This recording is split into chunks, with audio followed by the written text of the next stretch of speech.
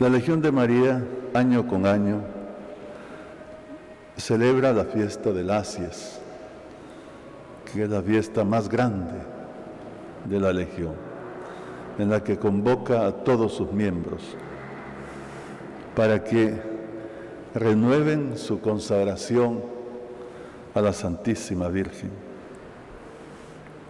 su promesa a la Santísima Virgen y su consagración a Dios.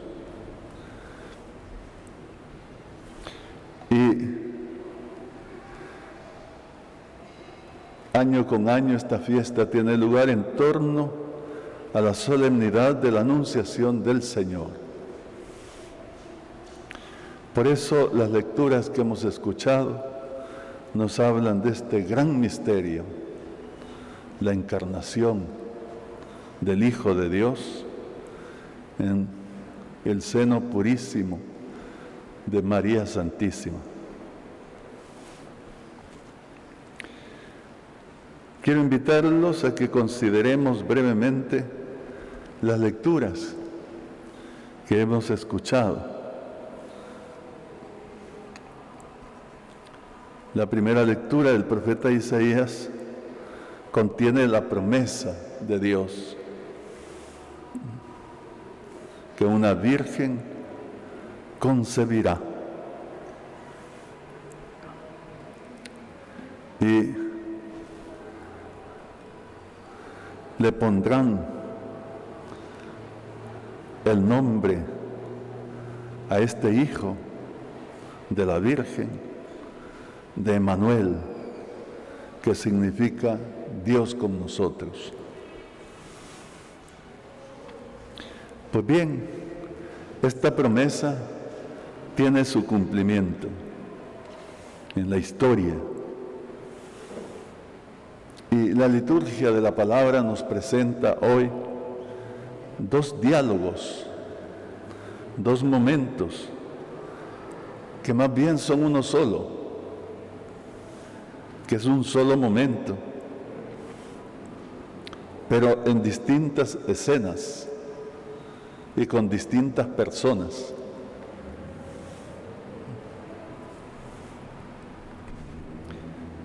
Nos habla el salmista en el Salmo 39 de un diálogo en el seno de la Santísima Trinidad. Es el Hijo de Dios el que habla al Padre, diciéndole: sacrificio, Señor, tú ya no quieres. En cambio, has abierto mis oídos a tu voz. No quieres holocaustos. Así que dije: aquí estoy.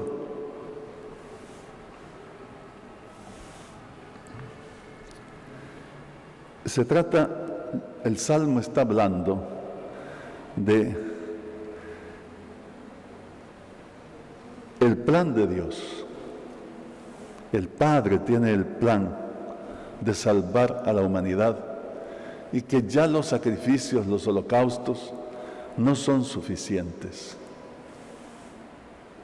Y por eso el Hijo se va a ofrecer, obedeciendo la voluntad del Padre, para convertirse él mismo en sacrificio, para ofrecer el sacrificio que nos salve. Y a este salmo hace alusión el autor de la carta a los Hebreos, que hemos escuchado en la segunda lectura, en el capítulo 10 de esa carta. Dice el texto que es imposible, dice, que la sangre de los toros y machos cabríos puedan limpiar los pecados de la humanidad. Por eso, al entrar al mundo, Cristo dijo conforme al Salmo, y va a decir más adelante porque el Salmo se refería a Él: no quisiste víctimas ni ofrendas, en cambio me has dado un cuerpo. No te agradaron los holocaustos ni los sacrificios por los pecados. Entonces dije, porque a mí se refiere la Escritura, el Salmo: aquí estoy, Dios mío, vengo para cumplir tu voluntad. Este es el misterio. Esta es la actitud del Hijo de Dios, de perfecto cumplimiento de la voluntad del Padre, para encarnarse, para tomar un cuerpo y ofrecerlo en sacrificio de expiación. Es un diálogo en el seno de la Santísima Trinidad.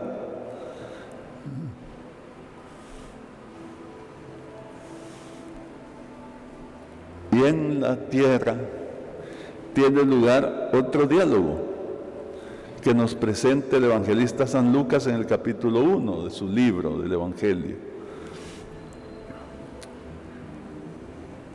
La Santísima Virgen María está orando, y en eso el arcángel San Gabriel se le aparece, la saluda: alégrate, llena de gracia, el Señor está contigo. Ella se sorprende: ¿por qué ese saludo? Y le dice: no temas, María, porque has hallado gracia ante Dios. Y entonces le expresa el plan de Dios.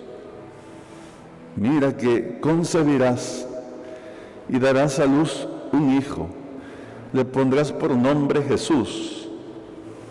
Jesús significa Salvador. Será grande, será llamado Hijo del Altísimo. Va a ocupar el trono de David y va a reinar para siempre. Este es el plan de Dios.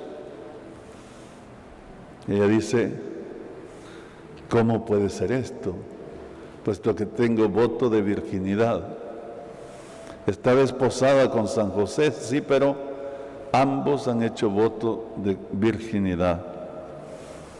Y entonces el ángel le contesta que no va a ser hijo de persona humana, de un padre humano, sino que será el mismo Hijo de Dios, que se va a encarnar, que el Espíritu Santo descenderá sobre ella, bendiciéndole, y que entonces el Hijo se encarnará en ella. Eso significa una obra de Dios, un milagro. No se trata de una fecundación de parte ni siquiera del Espíritu Santo, es Espíritu, es el Espíritu de Dios. Se trata de una bendición, se trata de un ambiente de santidad que la va a circundar, y que en ese momento, milagrosamente, el Verbo se encarnará en ella. Este es el misterio. Y le hace ver que esto humanamente es imposible, pero no para Dios. Para Dios, le dice, nada imposible. Y aquí la prueba: tu pariente Isabel, tu prima, anciana ya, estéril. Sin embargo, Dios le ha dado un hijo. Y ya está de 6 meses. Su hijo, que está esperando. Para Dios nada es imposible. Aquí está explicado todo. Pero hace falta que la Santísima Virgen responda. Es libre. Este es el plan de Dios. el Padre. Pero ella con libertad va a responder. Y la respuesta de la Santísima Virgen es no solamente positiva, sino con suma humildad y total obediencia. Y aquí le dice la esclava del Señor: yo soy la esclava del Señor. Hágase en mí según tu palabra. Cúmplase lo que me has dicho. Y el ángel se va. Y en ese momento tiene lugar la encarnación del Verbo. Si nos fijamos bien, lo que el Verbo dijo al Padre: aquí estoy para hacer tu voluntad. Ya no quieres sacrificios ni holocausto. Me has dado un cuerpo aquí, que aquí estoy para hacer tu voluntad. Y lo que dice la Santísima Virgen: he aquí la esclava del Señor, hágase en mí según tu palabra. Ambos responden al plan de Dios con total obediencia, de forma incondicional y entregada.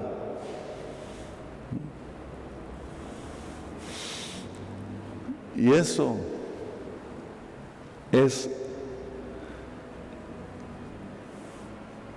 la manifestación del Espíritu Santo. De modo que en la encarnación se manifiesta la Santísima Trinidad: el plan del Padre, el Hijo que responde para encarnarse libremente y en total obediencia. De nuevo el plan del Padre propuesto a la Santísima Virgen esta vez, y ella que responde en total obediencia y humildad. El Espíritu Santo que está presente, que les ha cubierto, que ha creado una atmósfera de santidad. Entonces tiene lugar la encarnación. Es el cielo que se une a la tierra. San Agustín dice que cuando vino Cristo, cuando se encarnó, vino solo, pero que cuando volvió al Padre, iba con tantas personas que había salvado, entre los que estamos nosotros también. Porque la encarnación no tiene por finalidad venir Cristo al mundo y habitar en medio de nosotros. No es esa la finalidad. La finalidad es la salvación de la humanidad. Fue necesario que Él se encarnase, que viviera en medio de nosotros para darnos el buen ejemplo y predicarnos el camino de salvación, para morir en la cruz, pagando el precio de nuestra condena, pero todo con la finalidad de hacernos hijos de Dios, de llevarnos a la casa del Padre, de salvarnos. Por eso, aunque se encarnó solo, dice San Agustín, cuando vuelve a la casa del Padre, va con la multitud. Nos ha salvado. Bendito sea el Señor. Ahora bien, amadísimos hermanos y hermanas, nosotros no somos simples espectadores de estos grandes acontecimientos. No, nosotros estamos en la escena, porque por nosotros vino Cristo, por nosotros se encarnó, por nosotros padeció, murió y resucitó. No podemos ser indiferentes a la obra del Señor. Y precisamente por eso surgen estos movimientos de apostolado para trabajar por la obra de Dios. No cabe duda que hace 100 años, cuando en Dublín, Irlanda, los primeros legionarios se reúnen y constituyen el movimiento, están inspirados por Dios. Es en la oración que Dios se manifiesta. Por eso la oración está mandada, el Santo Rosario, la catena, la oración personal. Luego el trabajo activo y sólido, semanal, que debe hacerse. Trabajar por la salvación. En medio de las dificultades, contrariedades, lo que sea, cumplir con el trabajo apostólico. En una actitud de fe, de amor a Dios. De modo tal que la encarnación del Señor no nos deja a nosotros incólumes, o sea, indiferentes, como que si nada ha pasado. No, la humanidad cambió, hemos sido redimidos, tenemos ahora un plan de salvación, cada uno de nosotros, que es el Evangelio, y entonces debemos trabajar en la obra del Señor, esforzarnos todos, y vivir las enseñanzas de Cristo, ser fieles a la voluntad de Dios. El pecado, amadísimos hermanos y hermanas, es siempre la desobediencia a la voluntad de Dios, manifestada en diferentes formas, pero siempre una desobediencia. Dios no quiere eso. Es siempre un mal, porque Dios quiere siempre el bien. Pero la tentación es ese jalón hacia las cosas malas. Es siempre la manifestación de una actitud rebelde, desobediente, que se opone a la voluntad de Dios. Esa no debe ser nuestra actitud. Tenemos que vencer esa tentación. Y la actitud virtuosa, digna de un cristiano, es la actitud de obediencia. Cristo Jesús es el mejor modelo. Obediencia total al plan del Padre.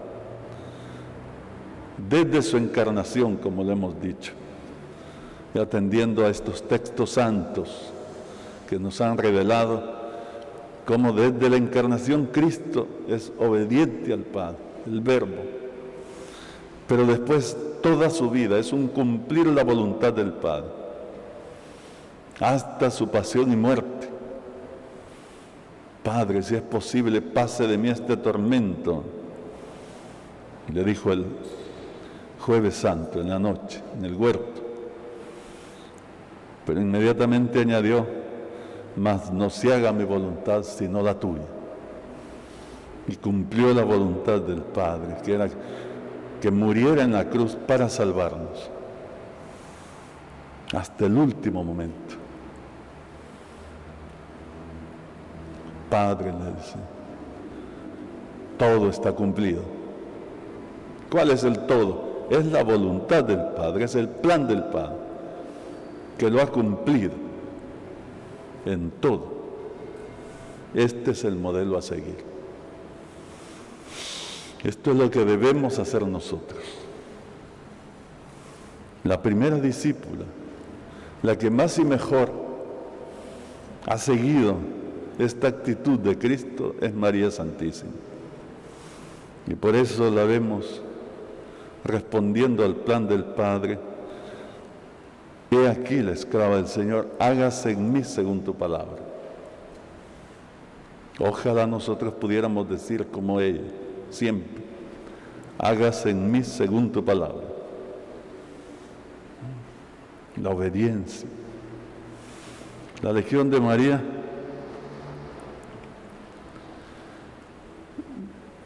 dichosamente tiene en su accionar, en sus normas, en su manual, bien establecidas estas virtudes de fe, de entrega a Dios, de trabajo apostólico, de humildad y de obediencia, Entonces, debemos seguir las indicaciones propias del movimiento, las normas del manual. Es importante. Y la obediencia a la autoridad de la Iglesia es importante. Como somos humanos, a veces pudiera pasar que se da un paso un poquito no muy de acuerdo con lo que se nos manda. Pues hay que corregir eso y acatar las disposiciones de la Iglesia. Las disposiciones del manual son disposiciones de la Iglesia, porque es un manual aceptado, aprobado por la Iglesia. Y entonces allí tenemos un tesoro, porque no hay dónde perderse. Felicito a aquellos hermanos que leen el manual y que buscan ponerlo en práctica. Sobre todo los directivos tienen que ser así, para que el movimiento crezca, se establezca cada vez más, persevere, tenga la bendición del Señor, porque cuando hay obediencia, hay humildad, hay fe, Dios bendice la obra. Pues bien, esto caracteriza a la Legión. Qué bueno, sigan adelante con ese espíritu. Y no solo el manual, lo digo porque el movimiento lo tiene como norma de conducta y sobre todo norma de acción apostólica, pero la obediencia al Evangelio, como lo han hecho los santos, los mártires. Acabamos de estar celebrando la beatificación de nuestros 4 últimos mártires. Primero fue San Óscar Romero, sí, gracias a Dios, pero también ahora 4 nuevos mártires, el Padre Rutilio, el Padre Cosmo, Manuel y Nelson, cumpliendo la voluntad de Dios hasta dar su vida en ese cumplimiento. Es un gran ejemplo para nosotros, cumplir el Evangelio en una actitud de oración y de fe. Estamos viviendo momentos difíciles, ciertamente. Por un lado la pandemia y por otro lado esta guerra que amenaza tomar dimensiones mundiales de destrucción. Primero Dios que no. Pero entonces hay que decir que es un tiempo que nos demanda la oración, la fe, la confianza en Dios y las buenas obras, hacer el bien, cumplir la voluntad divina, para que el Señor tenga misericordia de todos y ponga su mano, detenga la pandemia y detenga esta guerra fratricida que tanto mal ha causado ya y que puede seguir causando. Pues bien, amadísimos hermanos y hermanas, esa debe ser nuestra actitud de fe, caminar en fe, unidos al Señor, el Emmanuel, el Dios con nosotros, que ha venido para salvarnos. Seamos incansables en la obra del Señor, colaborando en lo que podemos y viviendo con humildad, con obediencia, el cumplimiento de la voluntad del Señor. Entonces vamos a tener siempre la bendición de Dios y al final de nuestros días la salvación eterna.